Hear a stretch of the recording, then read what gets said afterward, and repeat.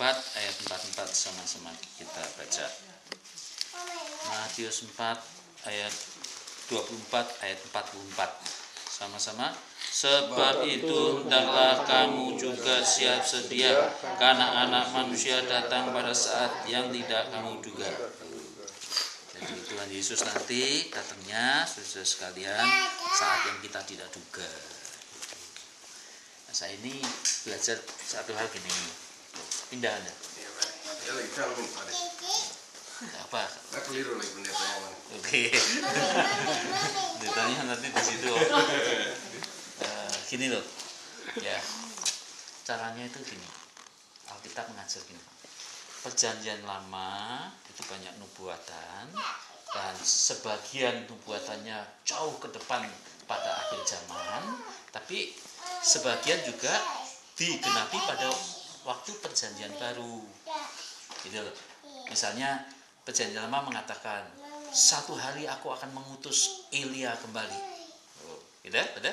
Elia disebutkan. Ternyata siapa itu? Elia. Siapa itu, Pak? Yohanes Pembaptis. Yohanes Pembaptis. Anda sudah qualified jadi pendeta. Gitu. Padahal Yohanes Pembaptis kalau ditanya, kamu kah Elia? Bukan. Kamu nabi? Bukan. Aku hanya suara di padang belantara. Tapi Tuhan Yesus sendiri mengatakan, kalau diterima itulah Elia. Cuma orang tidak mau terima dia.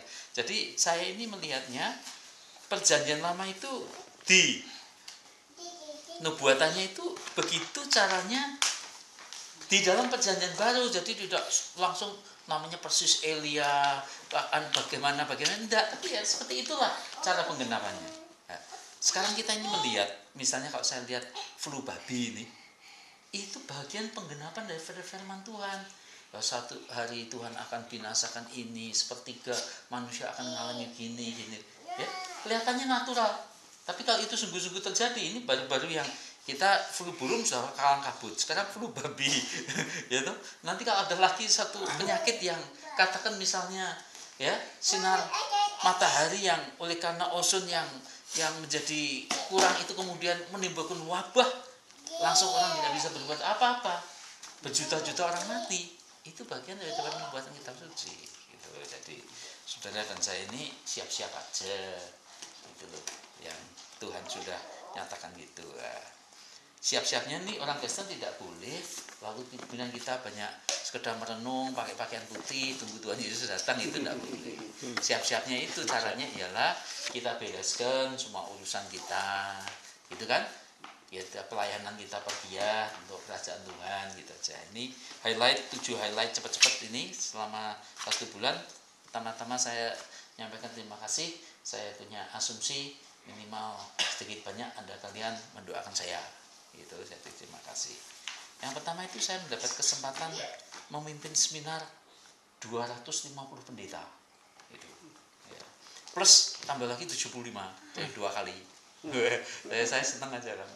Ya, semua sudah dicukupi, orang undang sendiri, saya tinggal datang ya. Saya malah sengaja pakai jas yang harganya Rp600.000. Jadi di Mall Anggrek itu ya, Taman Mall Anggrek Jakarta itu ada di situ. Sekarang malah turun, kemarin saya lihat 325.000.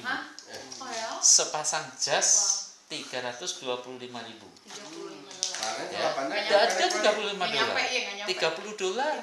$30 tapi kainnya enggak begitu bagus. Sehingga kainnya saya ubah ya jadi $90 lah. Beli 2 ya. Celana panjang berarti kan, bukan celana pendek kan? Bukan. Panjang. Ini buatan Jakarta bagus. Saya sudah lupa itu. Sampai saya bilang ini luar biasa. Ya, jasnya Rp600.000, khotbah 1 jam. Saya dikasih persembahan kasih 2,5 juta.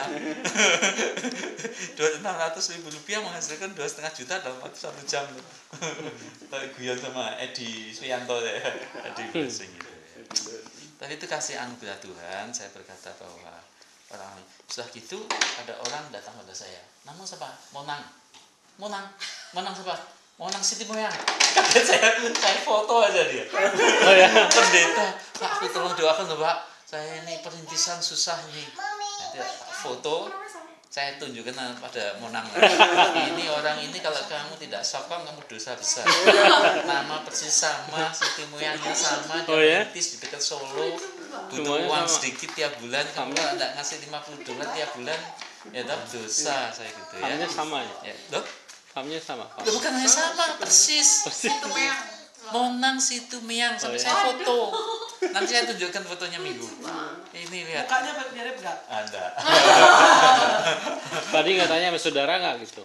Saya bilang pada dia, saya ini punya jemaat memimpin pujian di LA, Monang Situ Miang namanya persis. Gitu. Saya foto dia, nanti fotonya Monang tak tunjukkan dia juga. Saya bilang Monang menantu Anda ini kalau Anda nyokong $50 tiap bulan untuk dia, dosa menurut saya. Tuh ya, yang kedua ini kita mengadakan kesembuhan ilahi. Jadi Anda tahu Pak Agus ya, yang sudah saya ceritakan berkali-kali itu, Pak Agus itu mengalami pembaruan di sini. Ya toh, hidupnya mau mati, makan aja tidak bisa, ditolong family. Pada dulunya bos punya pabrik sepatu, pegawainya 175 ekspor sepatunya. Jatuh, bangkrut, sudah tidak ada harapan. Ke Amerika pun sebenarnya ingin cari kerjaan. Saya tidak tahu. Saya bawa ke belakang, saya tunjukkan pohon jeruk saya yang hidup kembali itu. Saya doakan dia, hari ini bangun kembali.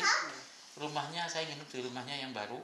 Jadi dia punya rumah di mana kebun jeruk, sebelahnya dibeli rumah, direnovasi menurut saya 2M itu minimal. 2 miliar, anaknya 3, 2 sudah sekolah di Australia. Pegawainya sekarang sudah mendekati 600. Ya, kita biasanya nginep situ, Pak Sting nginep situ, Pak Yus kita nginep situ. Dia punya sekarang untuk penginapan untuk hamba Tuhan punya kosong apartemen kosong di Mall Anggrek. Sebelahnya Mall Anggrek itu sekarang dibangun besar lagi. Jadi seperti nantinya seperti Mall Anggrek itu, bawahnya itu nanti mall lagi dan atasnya penginapan juga apartemen. Itu lebih besar lagi. Dan Anda tahu CEO-nya itu iparnya dia. Saya mimpin kebaktian di tempatnya dia. Tempatnya apartemen itu dia ulang tahun persis. Ya, kita doain dia. Ingin tahu gajinya saya sebutkan. Saya dengar CEO itu gajinya ini ya. Dia ini per proyek. Jadi kalau dia dalam waktu yang sama bisa CEO sini, CEO situ gitu bisa. Ya dia serah ini lah, dia ngatur-ngatur gitu aja. Hanya bukan tiap hari datang sih, ngatur-ngatur. Kan semua kan ada anunya. Termasuk papinya Yafet itu orang yang termasuk ya insinyur kan dia. Itu kadang-kadang sudah kenal sama dia. Dia yang ngajak-ngajakan gitu. 1 bulan tiap satu proyeknya, kalau dia sekarang pegang 3-4 proyek, ya satu proyeknya 60 juta. Jadi kalau dia pegang 3-4 proyek ya sudah namanya 250 juta. Ya, ini namanya kesembuhan ilahi Pak David Mayanto. Pak David Mayanto itu yang menggantikan Samuel Handoko di Ungaran. Ya, yang tidak ada hujan, tidak ada angin, dia mau doa puasa ini.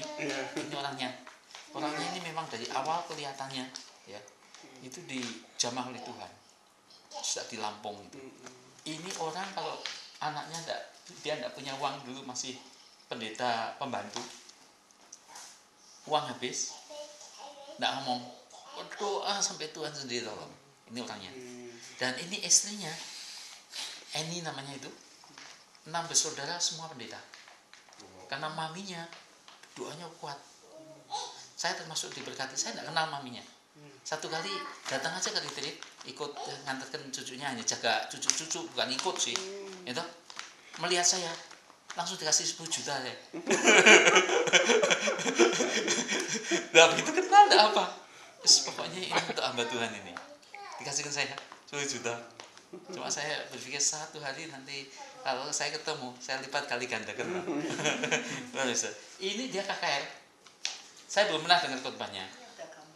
Ya itu nanti ya. Itu Pak David Mayanto ini saya mau ceritakan sedikit aja. Maksudnya ini.